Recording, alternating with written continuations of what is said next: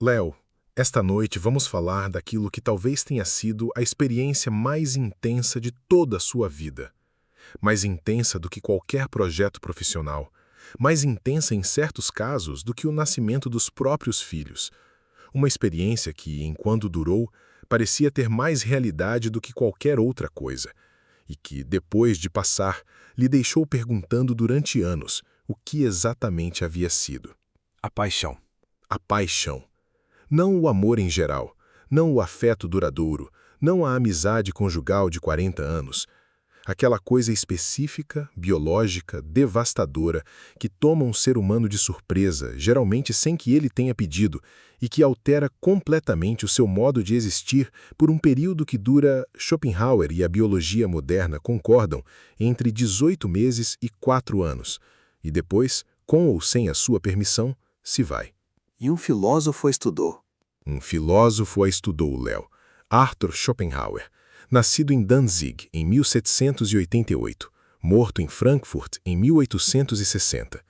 Em meados dos anos 1840, quando ele já passava dos 50 e vivia há muito tempo sozinho com seu poodle Atma e um pequeno busto de Kant sobre a escrivania, acrescentou ao segundo tomo do seu livro principal, O Mundo como Vontade e Representação, um apêndice longo de quase 50 páginas. Schopenhauer lhe pensava toda a noite. Schopenhauer escreveu Jamais Compulse sobre, como ele, o amor sexual. 50 páginas de uma lucidez tão gelada, de uma honestidade tão desprovida de sentimentalismo, que continuam, hoje, quase 2 séculos depois, a constranger quem se atreve a lê-las até o fim. Schopenhauer não escreveu contra a paixão. Ele não tinha amargura. Ele fez o que nenhum filósofo antes dele tinha ousado fazer. Olhou a paixão amorosa com os olhos de um naturalista, observando um fenômeno natural, sem lazonha, sem condenação, sem participação. E o que viu, ele escreveu. No vídeo anterior, falamos do amor. Falamos do amor em sentido amplo, Léo. Mas há algo dentro do amor que merece ser olhado separadamente, porque tem uma natureza própria. É a paixão, a fase ardente, o momento em que duas pessoas que mal se conheciam ontem não conseguem hoje imaginar suas vidas sem a outra. O momento em que tudo o que existia antes, projetos, planos, prudências, compromissos, parece insignificante diante da única coisa que importa, estar com aquela pessoa.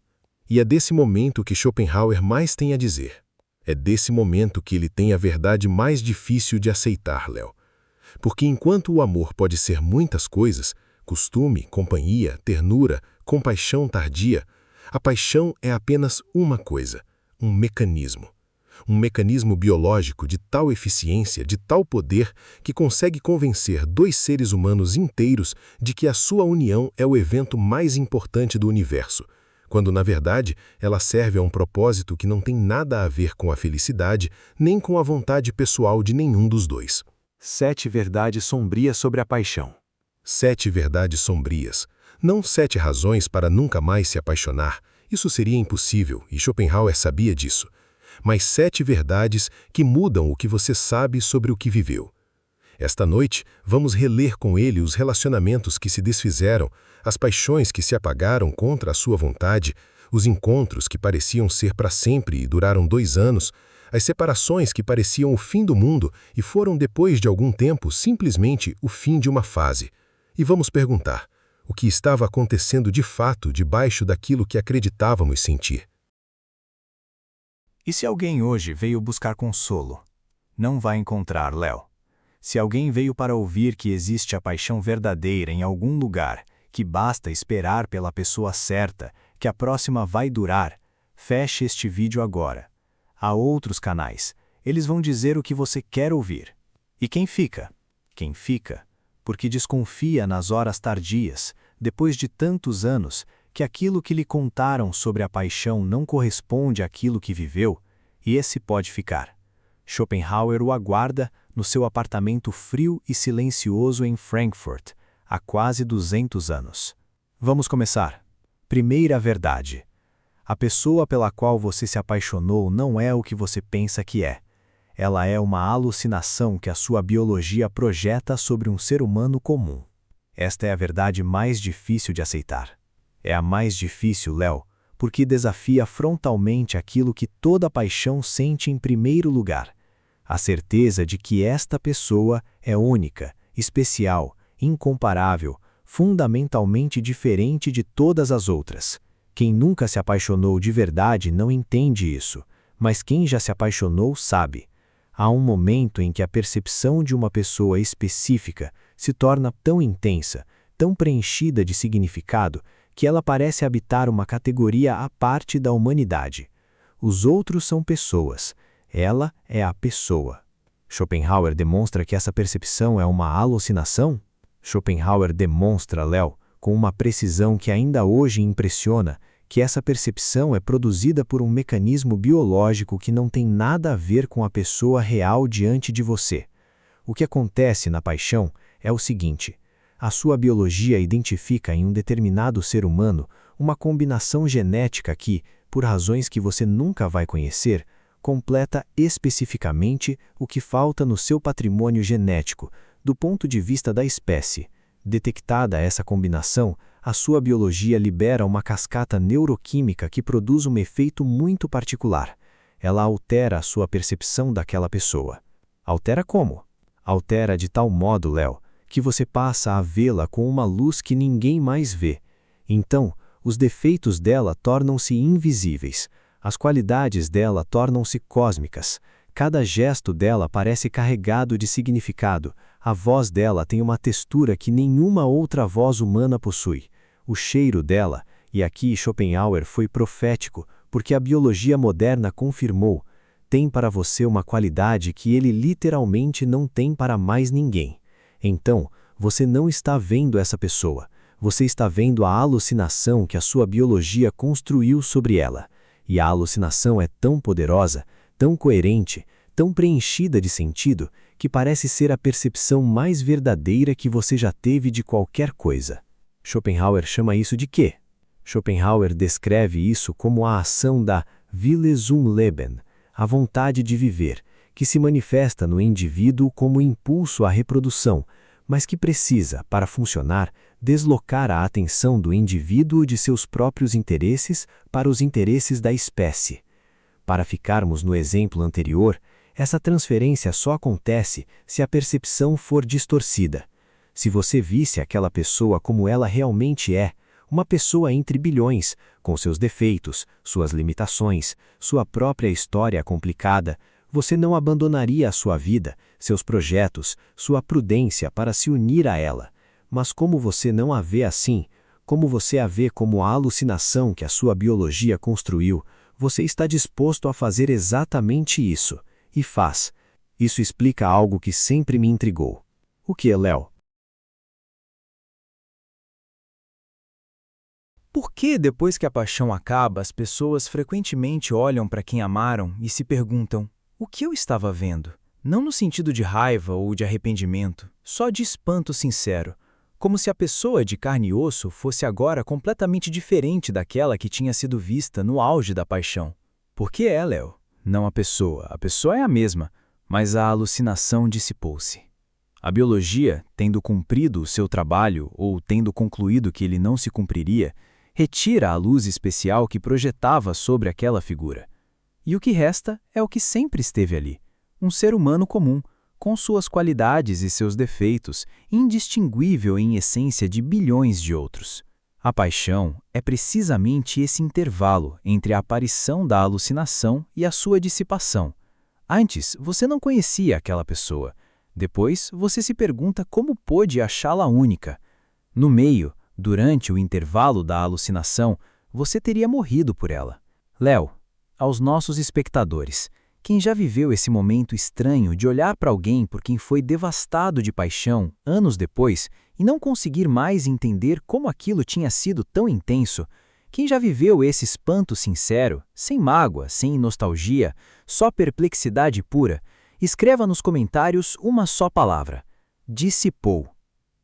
Quem escreve sabe o que isso significa, e quem lê e entende também sabe. Segunda verdade: a intensidade da paixão é o sinal mais seguro de que ela vai terminar mal. Isso contraria tudo que a cultura nos ensina. Contraria tudo, Léo. Filmes, novelas, músicas, romances, Todos nos ensinam que a paixão intensa é a prova da paixão verdadeira e que a paixão verdadeira é o caminho para o amor duradouro. Schopenhauer demonstra exatamente o contrário. Quanto mais intensa a paixão inicial, mais provável que o relacionamento dela resultante seja breve, conflituoso ou frequentemente as duas coisas. Por quê? Por uma razão estrutural, Léo.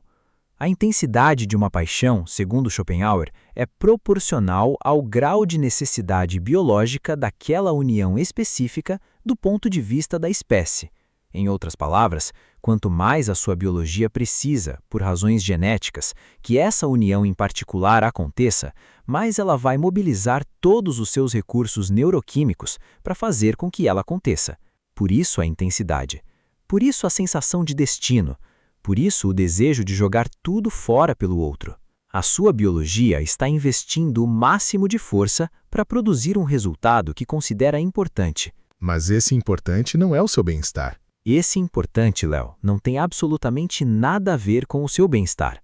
Tem a ver exclusivamente com a produção de um descendente específico que a espécie, por razões que nunca saberemos, julga ser necessário. E aqui está a tragédia que Schopenhauer formula com uma frieza implacável. A mesma combinação genética que torna duas pessoas biologicamente atraídas uma pela outra, com tanta força, é frequentemente a combinação que as torna humanamente incompatíveis para viver juntas. Schopenhauer escreve isso explicitamente. Ele escreve na Metafísica do Amor Sexual. Hieraus erklärt sich, dass oft sehr verständige Männer sich mit Dragen und Megeren verbinden. Por isto, se explica que homens muito sensatos ou mesmo eminentes se unem com dragões e megeras. Schopenhauer responde: eles não escolheram, a vontade escolheu, por eles.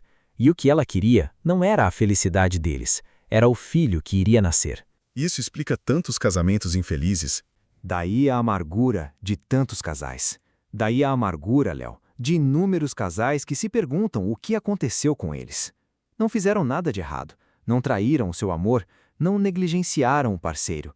Simplesmente a mecânica biológica que os carregava se apagou, como uma lâmpada cujo óleo se esgotou, e eles se encontram, frente a frente, com um estranho pelo qual continuam a sentir ternura, costume, respeito, mas não mais aquela febre que os fizera acreditar que tudo seria sempre diferente. Schopenhauer afirma que isso é inevitável? Schopenhauer afirma que é estrutural. Inevitável talvez não em absoluto. Existem casais nos quais a paixão parece durar mais tempo do que a média, mas trata-se, ele diz, de exceções que confirmam a regra. A regra é que a paixão se apaga, e se apaga sem a permissão dos amantes. O que pode durar, e aqui Schopenhauer faz uma distinção crucial, não é a paixão, é outra coisa. É o que ele chama de, alemão, wahre Freundschaft, a verdadeira amizade, que pode se desenvolver entre dois seres que viveram muito tempo juntos e aprenderam, finalmente, a se ver tais como são, sem o filtro da vontade. A amizade, e não mais a paixão? A amizade, Léo, que não é um declínio em relação à paixão, mas algo de natureza diferente e, em vários aspectos, superior. A paixão não te enxerga, ela vê através de você o que quer obter de você. A amizade conjugal te enxerga. Mas essa amizade quase nunca se instala como uma continuidade direta da paixão. Ela se instala, quase sempre, apesar dela.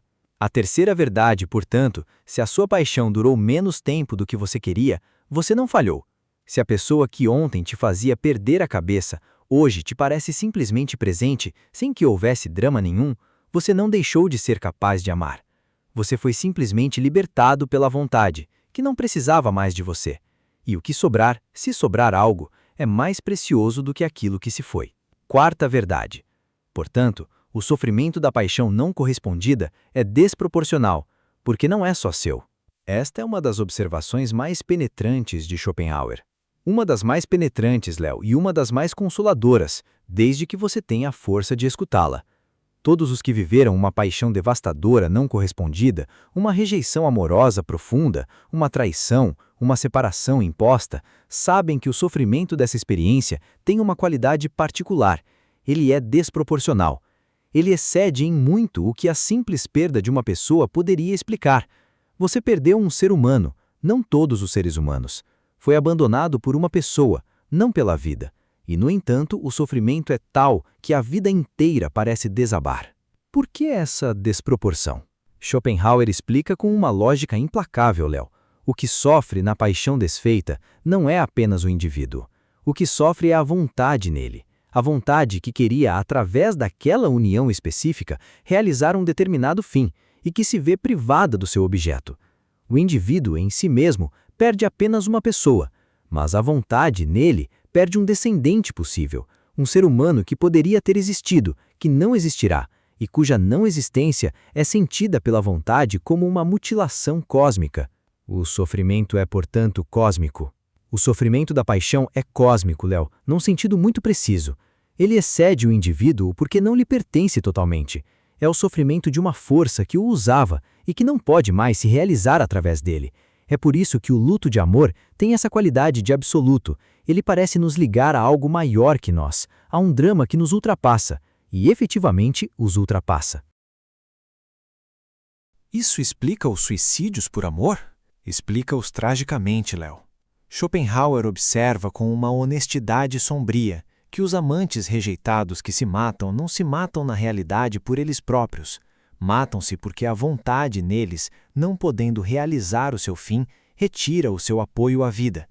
O indivíduo, entregue a si mesmo, sem mais o impulso da vontade que o levava em direção àquela união específica, fica tão vazio que não lhe sobra mais força para existir. Não é o amor que mata, é a retirada brutal dessa força que pretendia ser amor. Há uma consolação possível? Há uma consolação, mas não é imediata. Ela vem da própria compreensão. Se você entende que o que sofre desmesuradamente em você não é apenas você, mas uma força impessoal que o atravessava, então pouco a pouco você pode se desidentificar desse sofrimento, não aboli-lo, isso é impossível, mas deixar de acreditar que ele te define. Você pode dizer: isso sofre em mim, mas isso, que sofre, não é exatamente eu, e com o tempo, bastante tempo, a força efetivamente se retira, como tinha se instalado. O indivíduo permanece, diminuído talvez, mas livre. A libertação vem quando a vontade abandona seu alvo. Veja o que ninguém tem paciência para dizer às pessoas que sofrem por amor, Léo. Dizem-lhes que vão se curar, que encontrarão outra pessoa, que o tempo apaga tudo. Schopenhauer lhes diz outra coisa, e isso é mais justo. Elas não vão se curar no sentido de recuperar o estado anterior. Elas vão ser abandonadas pela força que as tinha possuído. E esse abandono, que parece uma segunda morte, é na verdade a sua libertação. A quarta verdade, portanto, se você sofre por uma paixão não correspondida, não se culpe pela desmesura do sofrimento. Ele é desmesurado porque não é só seu. Espere. A força que se debate em você vai acabar se retirando, e o que restar depois do desastre será mais você mesmo do que você foi por muito tempo. Léo, aos nossos espectadores, quem já viveu esse sofrimento desproporcional, aquele que parecia ultrapassar o indivíduo, como se algo maior estivesse sofrendo através dele, escreva nos comentários: maior que eu. Ninguém mais precisará de explicação. Quinta verdade. O Geume na paixão não é prova de amor, é a vontade entrando em pânico de perder o seu objeto. Isso despoetiza um sentimento que costuma ser glorificado. Despoetiza, Léo, mas explica enfim o que a concepção romântica não consegue explicar. O Geume, na literatura e na cultura, é apresentado como a medida da profundidade do amor. Quanto mais Geume, mais amante. Schopenhauer afirma, é o contrário. Quanto mais Geume você está, menos o seu amor diz respeito de fato ao outro. Quanto mais Geume, mais o que fala em você é a angústia de uma força que teme perder o seu meio de ação. O Geume como sintoma. O Geume como sintoma, Léo, e não como virtude. Schopenhauer observa que o Geume tem algo de animal no sentido estrito. Ele se parece com a raiva do cachorro que defende o seu osso. Não tem nada a ver com a qualidade moral do amado, com o que ele é, com o que ele pensa, com o que ele vive. Tem tudo a ver com uma ameaça pesando sobre uma posse. Ora, diz Schopenhauer, não se possui uma pessoa, e acreditar que se possui é exatamente o que a vontade quer que você acredite, para que você cumpra sem saber o trabalho que ela espera de você. O Geume não está defendendo seu amor. O ciumento não está defendendo o seu amor, Léo. O ciumento está defendendo a exclusividade da união da qual a vontade precisa. É por isso que o ciúme é tão frequentemente indiferente às razões. Você sabe que o seu parceiro é fiel e fica com ciúme do mesmo jeito. Você sabe que a outra pessoa é só um colega de trabalho e fica com ciúme do mesmo jeito. O ciúme não raciocina, porque não é a sua razão que fala. É a força impessoal em você que detecta uma possível ameaça e mobiliza todo o seu ser contra ela. Como então se libertar dele? Não se liberta pela razão, Léo, porque ele não é racional. Liberta-se pelo reconhecimento, vendo-o pelo que ele é. Dizendo a si mesmo, o que se debate em mim neste momento não é o meu amor. É outra coisa que se serve do meu amor como pretexto. E no momento em que você consegue fazer esta distinção, ainda que por um instante, ainda que de modo frágil, o ciúme perde uma parte do seu poder. Você não o cala, você o coloca a uma certa distância. Você deixa de se identificar com ele. Schopenhauer não diz que não se deve ter ciúme. Schopenhauer não te ordena nada. Ele não diz que não se deve ter ciúme, assim como não diz que não se deve se apaixonar. Essas coisas acontecem porque estão inscritas na mecânica da vontade. Mas ele diz, saiba o que está acontecendo. E saber o que está acontecendo, no ciúme como na paixão, muda sutilmente a sua posição diante do fenômeno. Você já não é apenas atravessado por ele, você o observa atravessar-te. E quem observa não é inteiramente quem é observado. Essa distância pode salvar uma relação? Pode salvar uma relação, Léo, com mais frequência do que se imagina.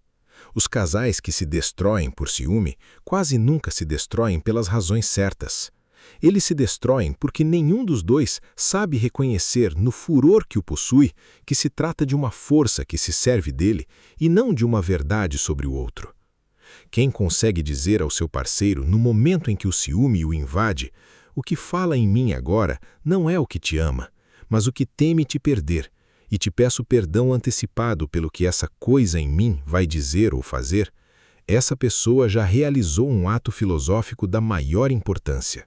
A quinta verdade, portanto, não confunda ciúme com amor. O ciúme é o amor tomado de pavor da própria fragilidade.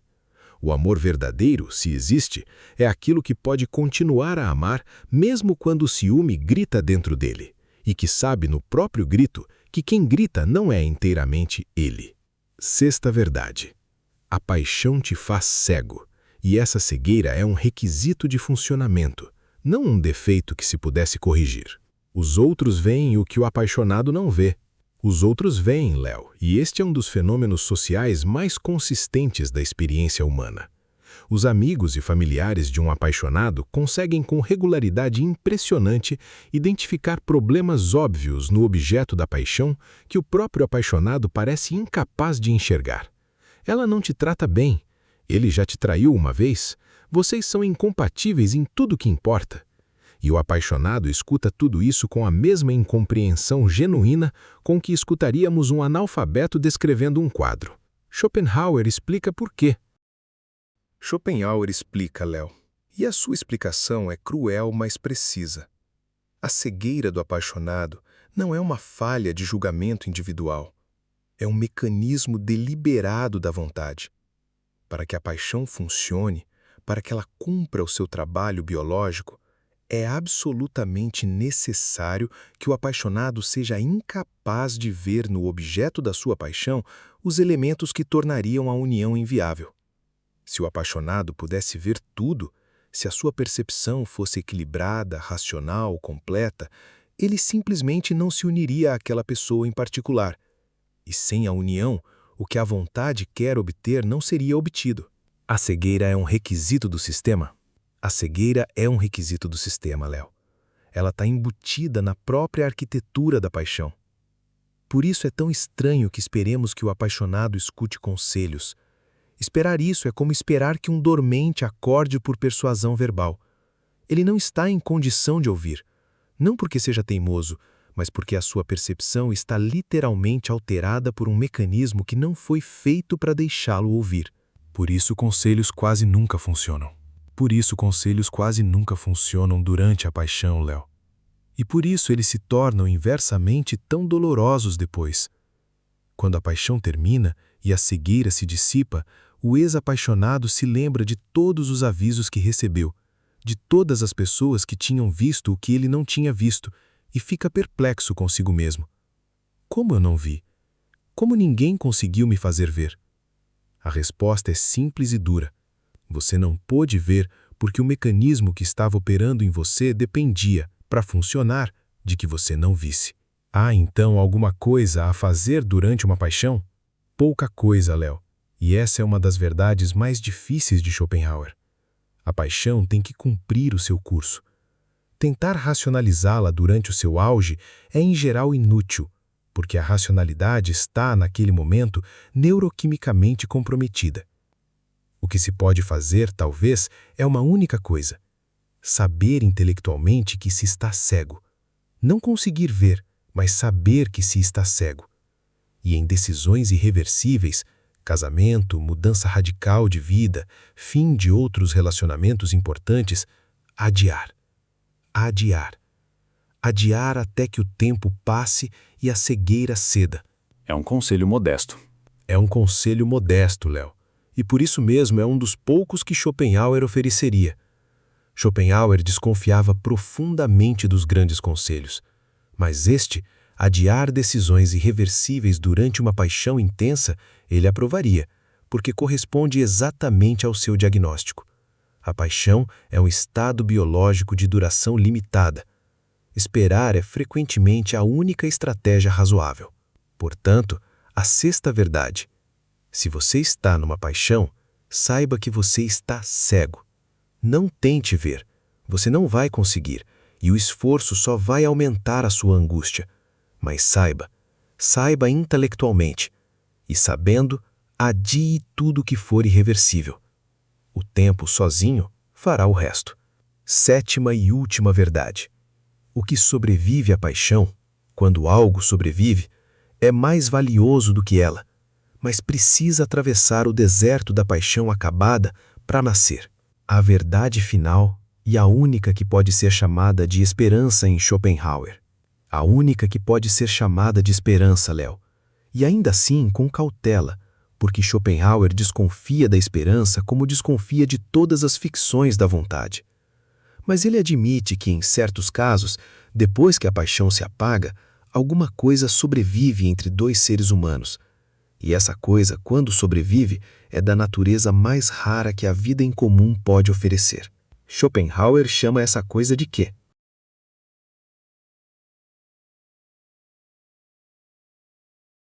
Schopenhauer não tem um único termo para ela, Léo. Em alguns trechos ele a chama de wahre Freundschaft, verdadeira amizade. Em outros, ele liga isso ao Mitleid, a compaixão. Em outros ainda, ele apenas descreve, sem nomear, esse vínculo lento que pode crescer entre duas pessoas que conviveram durante muito tempo e aprenderam, finalmente, a se ver tais como são. O nome importa menos do que a estrutura. O que importa é a transição. A paixão acabou. Algo continua. Mas a transição não é automática. A transição não é automática, Léo. E este é o ponto mais sombrio da sétima verdade. A maioria dos casais que viveram uma grande paixão e atingem o momento em que ela se apaga, não chegam à amizade verdadeira. Eles passam pelo intervalo de mútua estranheza, descobrem que nunca tinham se conhecido de verdade e se separam. Ou pior, ficam juntos por inércia, por filhos, por conveniência, sem nunca acessar o que poderia ter vindo depois. A amizade conjugal verdadeira é a sobrevivente rara.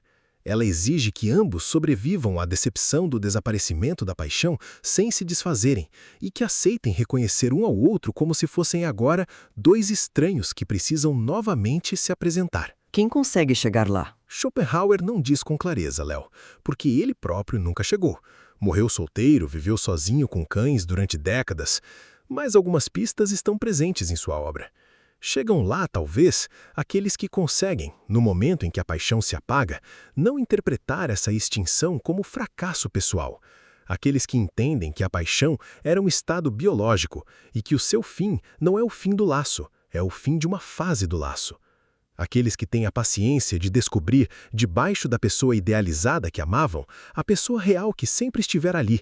E aqueles que aceitam essa pessoa real, com seus defeitos, com sua história, com o que ela é, e não com o que a paixão tinha pintado por cima dela. É uma transição rara. É uma transição rara, Léo, e por isso preciosa. Os casais que vivem juntos 40 anos numa paz tranquila não são, em geral, os que tiveram as maiores paixões iniciais. São os que conseguiram atravessar o deserto que se abriu quando a paixão se foi e descobriram do outro lado alguém que escolheram agora, conscientemente, e não mais sob a influência de uma força impessoal. E quem não consegue, Léo, geralmente faz uma de duas coisas. Ou se separa e parte em busca de uma nova paixão, e o ciclo recomeça, porque o que o move não é o amor, mas a necessidade da experiência da paixão, que é o que a vontade quer manter ativo, ou permanece junto, sem afeto real, num arranjo de conveniência, que não é amizade nem amor, é coabitação. Schopenhauer descreve essas duas saídas sem julgamento. Não é tarefa dele dizer o que se deve fazer, é tarefa dele descrever o que acontece. E o que acontece é que poucos atravessam o deserto e poucos chegam ao outro lado. A sétima e última verdade, portanto, a paixão não é o fim. Ela é o começo de uma jornada que ela mesma não vai completar. O que pode existir depois dela é melhor do que ela, mas só nasce se você for capaz de viver o deserto onde ela morreu, sem querer fugir, sem querer recomeçar com outra pessoa, sem querer construir mais outra ilusão. É difícil, é raro, mas existe. Então, Léo, aos nossos espectadores, quem já viveu essa transição? Quem já atravessou o deserto onde uma paixão morreu e descobriu do outro lado um vínculo mais sereno, mais real, mais seu? Escreva nos comentários uma só palavra: travessia. Quem fez a travessia sabe o que isso significa. E quem ainda não fez, mas quer fazer, pode encontrar coragem no comentário dos que fizeram.